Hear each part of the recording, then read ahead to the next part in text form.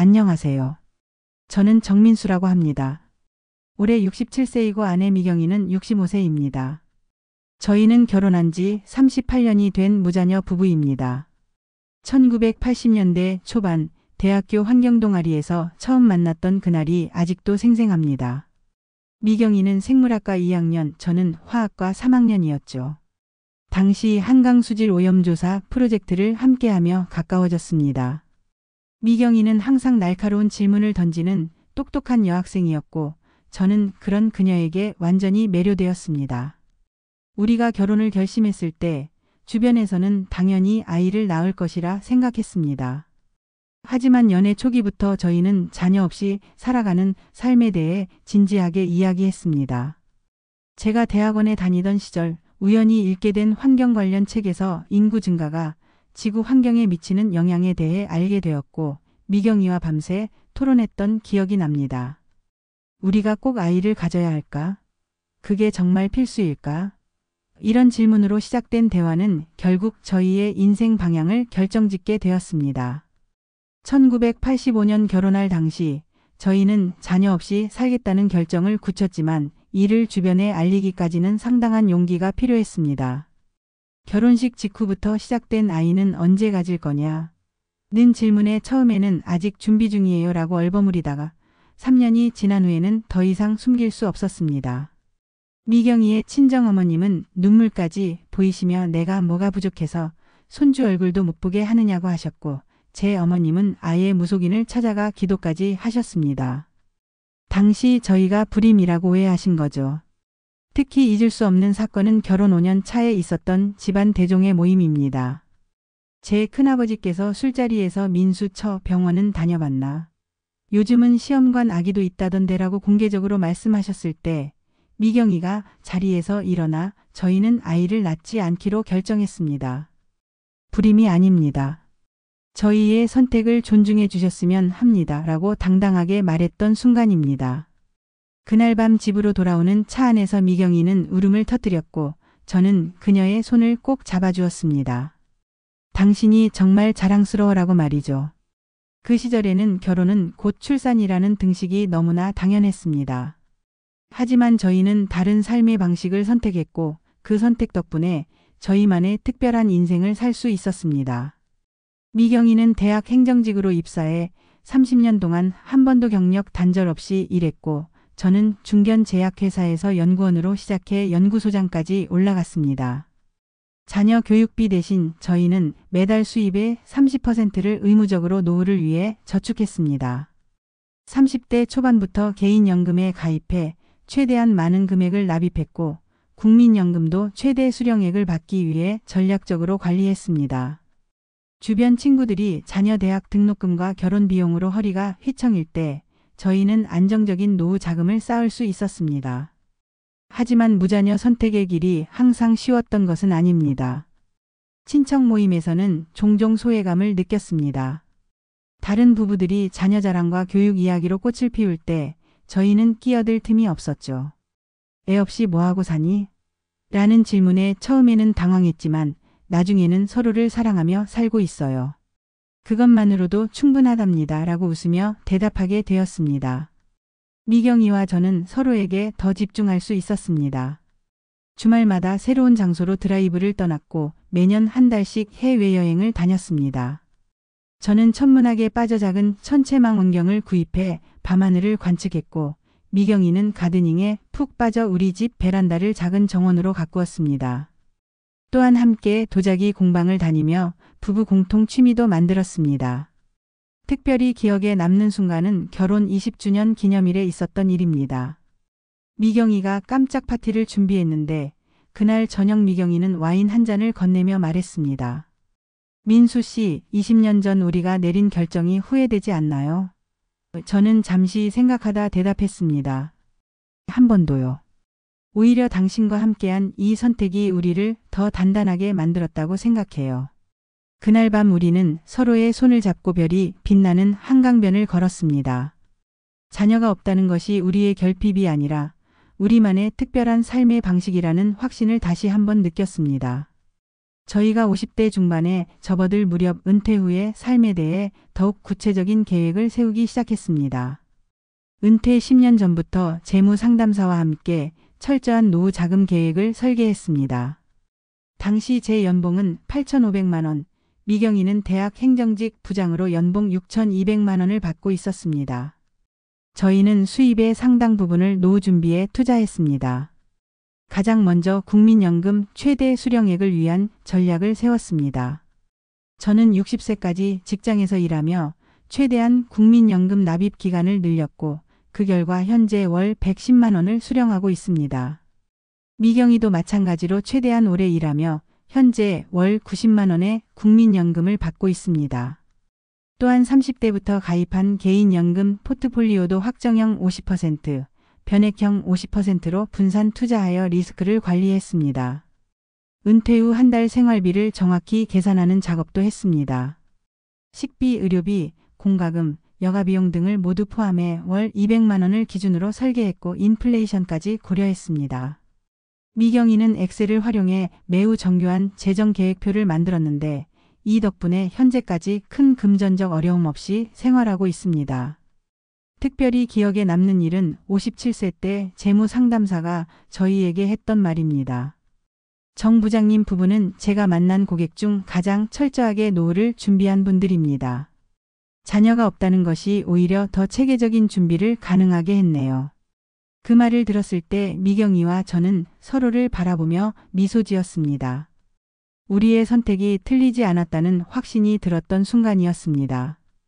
건강관리도 매우 철저히 했습니다. 자녀가 없는 저희에게 건강은 더욱 중요한 자산이었기 때문입니다. 50대부터는 연 2회 정기 종합검진을 받았고 그 결과 저는 초기에 고혈압을 발견해 적절히 관리할 수 있었습니다. 미경이도 갑상선 기능 저하증을 조기에 발견하여 지금까지 약물 치료로 잘 관리하고 있습니다. 매일 아침 미경이와 함께 요가를 하고 저녁에는 동네 한 바퀴를 산책하는 루틴을 만들었습니다. 식이요법도 철저히 지켜 붉은 고기는 주 1회로 제한하고 생선과 채소 위주의 식단을 유지했습니다. 미경이는 건강 데이터 기록에 특히 꼼꼼해서 스마트폰 앱으로 매일 혈압, 체중, 운동량 등을 기록했습니다. 제가 55세 때 갑자기 심한 복통으로 응급실에 실려간 적이 있었습니다. 다행히 급성 맹장염으로 수술 후 회복했지만 그때 미경이가 병원에서 밤새 저를 간호하며 울먹이던 모습이 아직도 기억납니다. 당신이 아프면 나는 어떻게 살아? 우리는 서로밖에 없잖아. 그날 이후 저희는 더욱 건강관리에 신경 쓰게 되었습니다. 아플 때 돌봐줄 자녀가 없기에 건강관리는 더욱 철저해야 한다는 것을 뼈저리게 느꼈습니다.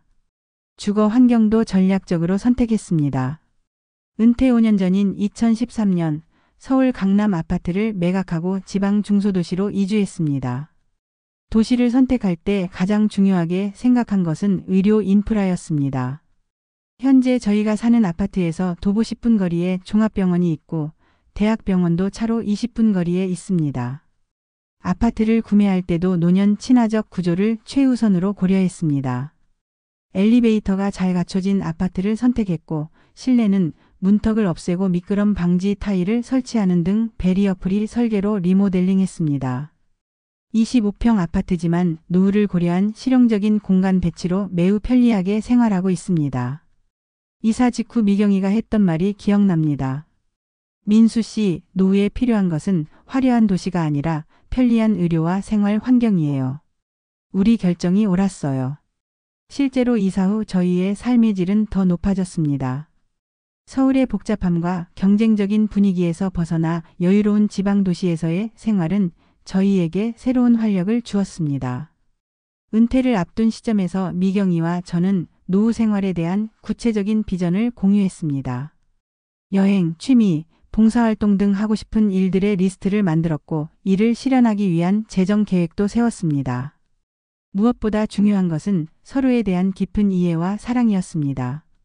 자녀 없이 오직 둘이서 맞이할 노후에 대한 두려움도 있었지만 그것보다는 기대와 설렘이 더 컸습니다. 특히 기억에 남는 순간은 제가 60세 생일을 맞이했을 때입니다. 미경이가 특별한 선물로 은퇴 후 1년 동안의 세계여행 계획서를 준비했습니다. 유럽, 남미, 오세아니아를 돌아보는 상세한 여행 일정과 예산이 담긴 앨범이었습니다. 그날 밤 저희는 테라스에서 와인을 마시며 앞으로의 삶에 대해 이야기했습니다. 우리는 인생이라는 여행을 함께하는 가장 좋은 동반자야라고 미경이가 말했던 그 순간이 아직도 가슴속에 남아 있습니다. 은퇴 후 첫 몇 개월은 적응하는 데 시간이 필요했습니다. 40년 가까이 매일 출근하던 습관이 하루아침에 바뀌니 처음에는 어색했죠. 아침에 일어나 오늘은 뭘 하지? 라는 생각에 잠시 당황하기도 했습니다. 하지만 곧 저희만의 새로운 일상을 만들어갔습니다. 은퇴 첫 해에는 미경이가 계획했던 1년 세계여행을 실행했습니다. 유럽에서 3개월, 남미에서 3개월, 오세아니아와 동남아시아에서 6개월을 보냈습니다. 일반적인 패키지 여행과는 달리 한 도시에서 최소 2주씩 머물며 현지인처럼 생활하는 방식으로 여행했습니다. 이탈리아 투스카니의 작은 마을에서 한 달을 지내며 요리 수업을 받았던 경험, 페루 쿠스코에서 스페인어를 배우며 마추픽추를 3번이나 방문했던 일, 호주 멜버른에서 한 달 살기를 하며 매일 아침 현지 카페에서 커피를 마시던 습관 등이 모두 특별한 추억이 되었습니다. 여행 중 가장 기억에 남는 순간은 그리스 산토리니에서의 일입니다. 에게해가 내려다보이는 절벽 위 레스토랑에서 저녁을 먹고 있을 때 옆 테이블의 미국인 부부가 저희에게 말을 걸었습니다. 그들도 무자녀 부부였는데 은퇴 후 10년째 세계 여행을 하고 있다고 했습니다. 자녀가 없다는 것은 우리에게 자유를 선물했어요. 집에 돌아가야 할 이유가 없으니까요. 그들의 말에 미경이와 저는 서로를 바라보며 웃었습니다. 같은 선택을 한 사람들을 만나는 것은 항상 특별한 위로가 되었습니다. 1년간의 여행을 마치고 집으로 돌아온 후 저희는 규칙적인 일상을 만들어갔습니다. 매년 봄에는 제주도, 여름에는 강원도, 가을에는 내장산, 겨울에는 온천이 있는 곳으로 국내 여행을 떠났습니다. 그리고 매년 최소 3회, 각 2주씩 해외여행을 계획했습니다. 자녀 걱정 없이 떠날 수 있는 자유로움이 무자녀 노후의 가장 큰 장점이었습니다. 여행 외에도 다양한 취미 생활을 발전시켰습니다. 도자기 공방을 직접 운영하기 시작했는데 처음에는 취미로 시작했지만 점차 작품을 판매하며 소소한 수입도 올리게 되었습니다. 특히 미경이가 만든 찻잔 세트는 지역 카페에서 인기가 있어 주문이 끊이지 않았습니다. 저는 천문학 취미를 더 발전시켜 동네 천문동호회를 창립했고 매달별 관측 모임을 주최하고 있습니다. 미경이는 가드닝에 더 깊이 빠져 베란다뿐만 아니라 아파트 단지 내 작은 텃밭을 분양받아 유기농 채소를 재배하고 있습니다. 은퇴 3년 차에 특별한 일이 있었습니다. 저희가 살고 있는 아파트 단지에서 시니어 문화센터를 열게 되었는데 관리사무소에서 저희에게 도자기 강좌를 맡아달라는 제안이 들어온 것입니다. 처음에는 망설였지만 곧 이것이 새로운 인연을 만들 기회라고 생각했습니다. 주 2회 2시간씩 진행하는 도자기 수업은 곧 인기 강좌가 되었고 그곳에서 만난 이웃들과 깊은 친구 관계를 맺게 되었습니다. 자녀가 없는 저희에게 가족의 의미는 혈연을 넘어 더 넓은 개념이 되었습니다. 친조카와 외조카 8명과는 특별한 관계를 유지하고 있습니다. 명절마다 저희 집에서 조카들을 초대해 함께 시간을 보내고 그들의 중요한 인생 이벤트에도 항상 참석합니다. 특히 미경이의 조카 중 한 명인 지연이는 대학 시절 1년 동안 저희 집에서 함께 살았는데 그때 형성된 유대감으로 지금까지도 매주 전화로 근황을 나눕니다. 대학 동아리 시절부터 이어온 40년 지기 친구들과의 모임도 매우 중요합니다. 선택적 가족이라고 부르는 이 친구들과는 매달 정기적으로 만나고 1년에 한 번씩 함께 여행을 떠납니다. 작년에는 제주도로 4박 5일 여행을 다녀왔는데 그때 친구 중 한 명이 말했습니다. 우리는 서로의 가족이야. 혈연보다 더 오래, 더 깊게 알아온 사람들이니까. 그 말에 큰 위로와 공감을 느꼈습니다.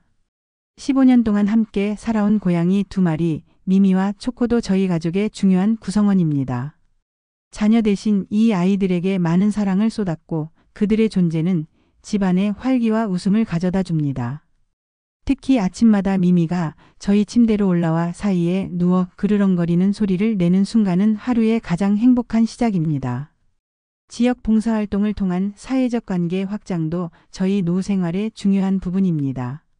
매주 목요일에는 지역 노인복지관에서 독거노인 도시락 배달 봉사를 하고 한 달에 한 번은 지역 아동센터에서 아이들에게 도자기 만들기를 가르칩니다. 이런 활동을 통해 다양한 세대와 교류하며 사회적 유대감을 유지하고 있습니다. 재정적 자유는 저희 노후 생활의 또 다른 축복입니다. 국민연금 110만 원과 개인연금 90만 원, 총 200만 원의 월 수입으로 체계적인 가계부를 관리하고 있습니다. 생활비 120만 원, 의료비 30만 원, 여가비 50만 원으로 나누어 지출하며 1억 5천만 원의 저축은 미래의 장기 요양을 위해 거의 손대지 않고 있습니다. 자녀 교육비나 결혼자금 지원 같은 큰 지출 부담이 없어 저희가 평생 모은 돈을 온전히 저희를 위해 쓸 수 있는 것은 분명 특권입니다. 특별히 기억에 남는 순간은 은퇴 2주년을 맞아 저희끼리 작은 파티를 열었던 날입니다. 테라스에 촛불을 켜고 와인을 마시며 지난 2년을 돌아보았습니다. 미경이가 문득 물었습니다. 민수 씨, 지금 행복해요? 저는 망설임 없이 대답했습니다. 그럼요. 지금이 우리 인생에서 가장 행복한 시간이에요. 미경이도 고개를 끄덕이며 말했습니다. 자녀가 없는 것을 한 번도 후회한 적 없어요. 오히려 지금 이 순간 우리만의 특별한 행복을 누릴 수 있어 감사해요. 은퇴 후 2년째 되던 해 저희는 중요한 발견을 했습니다. 자녀가 없는 노인들이 직면하는 특수한 문제들에 대해 함께 이야기하고 해결책을 모색할 수 있는 커뮤니티가 필요하다는 것이었습니다. 그래서 무자녀 시니어 모임을 직접 만들게 되었습니다. 처음에는 인터넷 카페에 글을 올려 비슷한 처지의 무자녀 노인들을 찾았습니다. 예상보다 훨씬 많은 분들이 관심을 보였고 첫 모임에는 8쌍의 부부가 참석했습니다. 그 후로 입소문을 타고 현재는 15쌍의 부부가 정기적으로 모임을 갖고 있습니다. 대부분 저희처럼 자발적으로 무자녀를 선택한 부부들이지만 여러 이유로 자녀를 갖지 못했거나 자녀와 관계가 단절된 분들도 계십니다. 매월 첫째 주 토요일에 정기 모임을 갖는데 처음에는 단순한 친목 도모였지만 점차 정보 공유와 상호 지원의 플랫폼으로 발전했습니다. 모임에서는 노인복지정책, 의료정보 요양시설, 법률 문제 등 자녀 없는 노인들에게 특히 중요한 주제들을 다룹니다. 한 번은 요양원 원장님을 초청해 강연을 들었는데 그분이 말씀하셨습니다. 자녀가 없는 노인분들은 더 철저한 노후 계획이 필요합니다. 오늘 이런 모임을 통해 준비하시는 모습이 정말 인상적입니다. 온라인 커뮤니티도 활발하게 운영하고 있습니다. 카카오톡 단체방에서는 일상적인 대화가 오가고 블로그에는 각자의 경험과 정보를 공유합니다. 제가 운영하는 블로그 무자녀 행복노후는 월 방문자 수가 5,000명을 넘을 정도로 관심을 받고 있습니다. 블로그에는 재정관리, 건강정보, 여행 팁, 법률 자문 등 다양한 콘텐츠를 올리고 있습니다. 분기별로 한 번씩 단체 여행도 떠납니다. 작년 가을에는 강원도 양양으로 2박 3일 여행을 다녀왔는데 숙소에서 바비큐 파티를 하며 밤새 이야기꽃을 피웠던 기억이 납니다. 그때 한 회원분이 말씀하셨습니다. 자녀 없는 노인들의 고민은 비슷합니다. 함께 이야기하고 해결책을 찾아가는 이 시간이 정말 소중해요.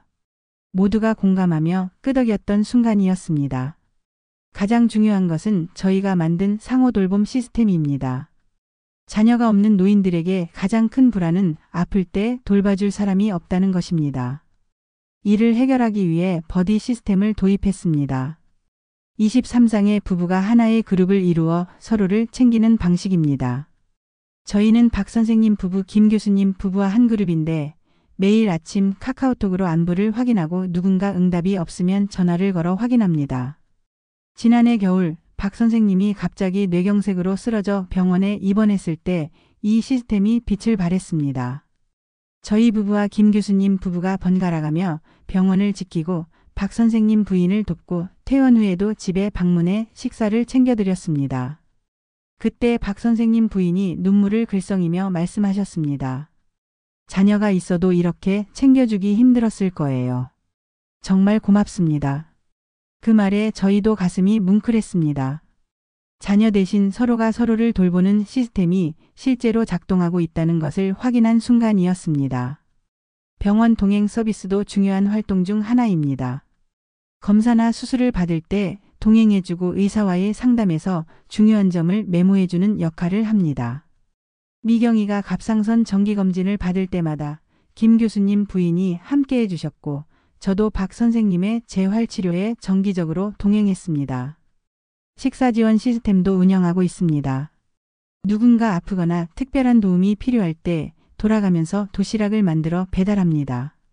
특히 미경이는 요리에 소질이 있어 건강에 좋은 도시락을 정성껏 준비하는데 이것이 큰 위로가 된다고 합니다. 모임 내에서는 의료정보 네트워크도 활발하게 운영됩니다. 좋은 의사, 신뢰할 수 있는 병원 정보를 공유하고 특히 노인 친화적인 의료 서비스에 대한 정보를 교환합니다. 한 번은 제가 고혈압 약을 바꾸려고 고민하고 있을 때 모임에서 알게 된 전 간호사 출신 회원이 좋은 심장 전문 의를 소개해 주셔서 큰 도움을 받았습니다.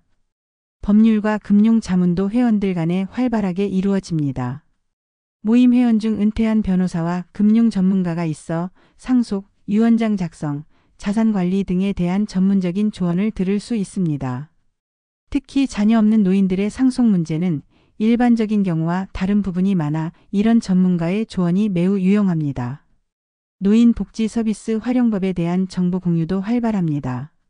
정부에서 제공하는 다양한 노인 복지 프로그램, 지자체의 지원 사업, 민간기관의 서비스 등에 대한 정보를 함께 찾고 공유합니다. 한 번은 저희 모임 회원들이 함께 지역 노인복지관을 방문해 프로그램을 알아보고 등록한 적도 있습니다. 장례, 상속 등 민감한 주제도 터놓고 논의합니다. 자녀가 없는 노인들에게 이런 주제는 더욱 중요하고 복잡한데 모임에서는 서로의 계획을 공유하고 조언을 나눕니다. 한 회원분이 말씀하셨습니다. 자녀가 없는 노인이 알아야 할 정보는 따로 있어요. 우리끼리 이렇게 터놓고 이야기할 수 있어 다행입니다. 모임을 통해 가장 크게 느끼는 것은 우리는 혼자가 아니다라는 안도감입니다. 비슷한 선택과 상황에 처한 사람들과 연결되어 있다는 것, 그리고 서로가 서로를 지지하고 돕는 네트워크가 있다는 것이 큰 위안이 됩니다.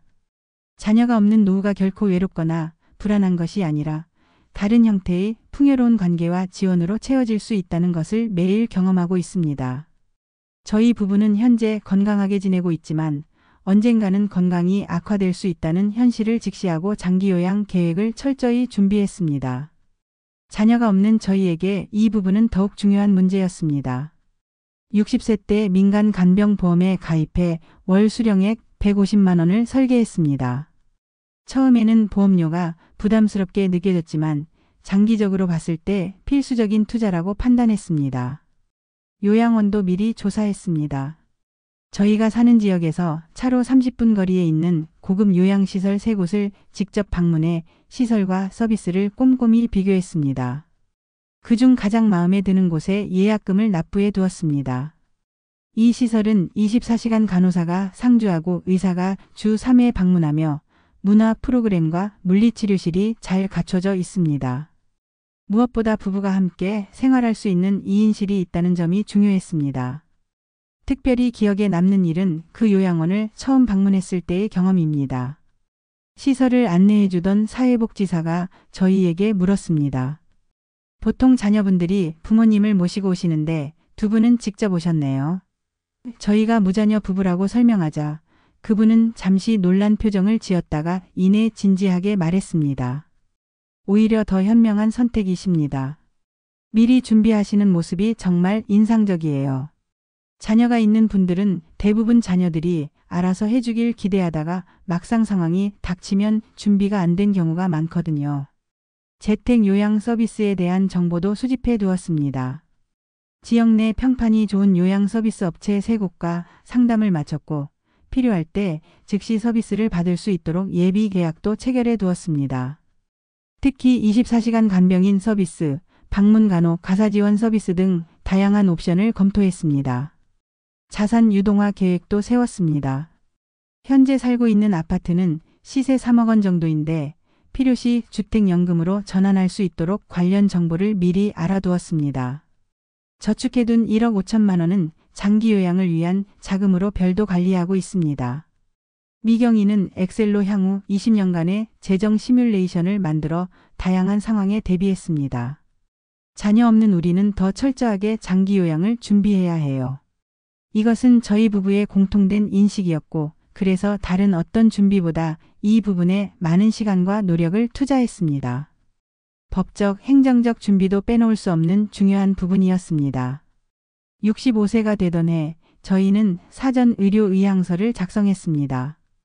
연명치료 거부, 심폐소생술 시행 여부, 장기기증 의사 등을 명확히 기록했습니다. 의료진이 저희의 의사를 정확히 알 수 있도록 공증까지 받아두었습니다. 상호 후견인 지정도 중요한 결정이었습니다. 만약 저나 미경이 중 한 명이 의사결정 능력을 상실할 경우 배우자가 법적 후견인이 되도록 했습니다. 하지만 둘 다 그런 상황이 되면 어떻게 할지도 고민해야 했습니다. 여러 논의 끝에 미경이의 조카 지연이를 신뢰할 수 있는 후견인으로 지정했습니다. 지연이는 변호사로 일하고 있어 법적 지식도 있고 저희와 특별한 유대감도 있어 적합하다고 판단했습니다. 유언장도 작성하고 매년 업데이트하고 있습니다. 재산 분배, 장례 절차, 기부 의사 등을 상세히 기록했습니다. 특히 자녀가 없는 저희에게 유언장은 더욱 중요했습니다. 법적 분쟁을 예방하고 저희의 의사가 정확히 실현되도록 하기 위함이었습니다. 디지털 유산 정리도 잊지 않았습니다. 은행 계좌, 보험, 투자 상품, 온라인 계정, 이메일, 소셜미디어 등의 목록과 비밀번호를 정리해 안전한 곳에 보관했습니다. 미경이가 말했습니다. 우리가 갑자기 세상을 떠나면 우리의 디지털 흔적을 정리할 사람이 필요해. 자녀가 없으니 더 철저히 준비해야 해. 이 정보는 공증 변호사와 신뢰할 수 있는 조카에게만 접근 방법을 알려주었습니다. 모든 결정을 문서화하여 혼란을 최소화하려 합니다. 이것이 저희의 원칙이었고 그래서 가능한 모든 상황에 대한 결정을 문서로 남겨두었습니다. 이런 준비는 불안감을 줄이고 현재의 삶에 더 집중할 수 있게 해주었습니다. 삶의 마무리와 유산 계획도 저희에게는 중요한 문제였습니다. 자녀가 없기에 저희의 삶과 가치관이 어떻게 다음 세대에 영향을 줄 수 있을지 고민했습니다. 먼저 장례식을 미리 계획했습니다. 둘 다 자연장을 선택했고 장례식에서 연주되길 원하는 음악과 낭독되길 원하는 글까지 선정해 두었습니다. 미경이는 모차르트의 클라리넷 협주곡을, 저는 비발디의 사계중 봄을 선택했습니다. 조카들에게 분배할 유산 계획도 세웠습니다. 8명의 조카들에게 공평하게 나누되 특별히 가까운 관계를 유지해온 조카들에게는 이미 생전 증여를 시작했습니다. 미경이의 조카 지연이가 첫 아이를 가졌을 때 저희는 아이의 교육 자금으로 3천만 원을 증여했습니다. 지연이가 감동해서 눈물을 흘리며 말했습니다. 이모 삼촌이 저희 부모님 같아요. 그 말에 저희도 가슴이 뭉클했습니다. 의미 있는 기부도 계획했습니다. 저희가 졸업한 대학에 장학금을 설립하기로 했고 이미 기부를 시작했습니다. 정민수이 미경 무자녀 부부 장학금이라는 이름으로 특별히 환경보호와 관련된 연구를 하는 학생들을 지원하고 있습니다. 또한 오랫동안 저희와 함께 해온 반려동물을 생각해 동물보호단체에도 정기적으로 후원하고 있습니다. 가장 특별한 프로젝트는 부부의 회고록 작성입니다. 자녀 없이 행복했던 우리의 선택이라는 제목으로 저희의 삶의 여정과 무자녀 선택의 의미 그리고 노후의 경험을 담은 책을 쓰고 있습니다. 이 책이 비슷한 선택을 한 다른 부부들에게 위로와 용기가 되길 바랍니다. 또한 자녀가 없어도 의미 있고 풍요로운 노후를 보낼 수 있다는 메시지를 사회에 전하고 싶습니다. 미경이가 회고록을 쓰다가 문득 말했습니다. 민수 씨, 자녀가 없어도 우리의 삶이 다음 세대에 영향을 줄 수 있다는 게 참 의미 있어요. 우리의 이야기가 누군가에게 도움이 될 수 있다면 그것도 일종의 유산이 아닐까요? 저는 깊이 공감하며 고개를 끄덕였습니다. 지난해 가을 저희 부부는 특별한 여행을 떠났습니다. 38년 전 신혼여행으로 갔던 제주도를 다시 방문한 것입니다. 같은 해변을 걸으며 지난 세월을 돌아보았습니다. 미경이가 물었습니다. 민수 씨, 만약 시간을 되돌릴 수 있다면 다시 같은 선택을 할 거예요. 자녀 없이 살아가는 이 길을. 저는 잠시 생각하다 대답했습니다. 물론이죠. 한 번도 후회한 적 없어요. 오히려 더 감사해요. 우리의 선택이 우리에게 이렇게 특별한 인생을 선물해 줬으니까요. 그날 저녁 호텔 발코니에서 별을 바라보며 미경이와 함께 와인을 마셨습니다. 38년 전 이곳에서 나눴던 대화, 자녀 없이 살겠다는 결정, 그리고 그 결정이 가져다준 모든 경험과 감정들. 모든 것이 우리 인생의 소중한 부분이었습니다. 미경이가 제 손을 꼭 잡으며 말했습니다. 우리는 정말 행복한 사람들이에요, 민수 씨. 그리고 저는 대답했습니다. 그래요, 미경 씨. 우리는 자녀가 없어도 충분히 행복했고 앞으로도 그럴 거예요. 이것이 바로 우리가 찾은 무자녀 노후의 특별한 행복입니다. 우리 사회에서 자녀를 갖는 것이 당연시되는 분위기 속에서 저희는 다른 길을 선택했습니다. 그 길이 때로는 외롭고 어려웠지만 결국 저희에게 자유와 풍요로움 그리고 특별한 행복을 가져다 주었습니다. 자녀가 없는 노후가 결코 불완전하거나 외로운 것이 아니라 다른 형태의 충만함과 의미로 가득 찬 시간이 될 수 있다는 것을 저희의 삶을 통해 보여드리고 싶습니다. 저희의 이야기가 비슷한 선택을 한 분들 또는 그런 선택을 고민하는 분들에게 작은 위로와 용기가 되길 바랍니다. 인생의 행복은 한 가지 형태로만 오지 않습니다.